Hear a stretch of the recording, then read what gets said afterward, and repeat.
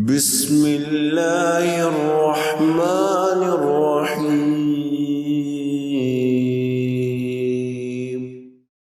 سعد ابن ابی وقاص رحمۃ اللہ علیہ روایت کرتے ہیں، ایک روز آپ صلی اللہ علیہ وسلم نے بہت طویل نماز پڑھی۔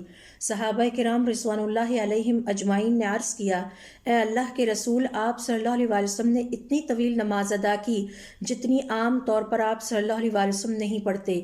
آپ صلی اللہ علیہ وآلہ وسلم نے فرمایا، میں نے اپنے رب سے اس نماز میں 3 دعائیں کیں، اللہ رب العزت نے 2 قبول فرمائیں جبکہ ایک سے مجھے روک دیا۔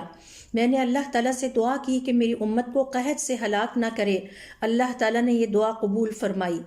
دوسری دعا یہ کی کہ میری امت پر ان کے کسی بیرونی دشمن کو کبھی بھی اللہ تعالیٰ مسلط نہ کرے، اللہ رب العزت نے یہ دعا بھی قبول فرمائی۔ میں نے تیسری دعا یہ کی کہ میری امت کے افراد آپس میں ایک دوسرے کے خلاف نہ لڑیں اور ایک دوسرے کے خلاف آپس میں اپنی قوت کا استعمال نہ کریں، اللہ تعالیٰ نے اس سوال سے مجھے روک دیا۔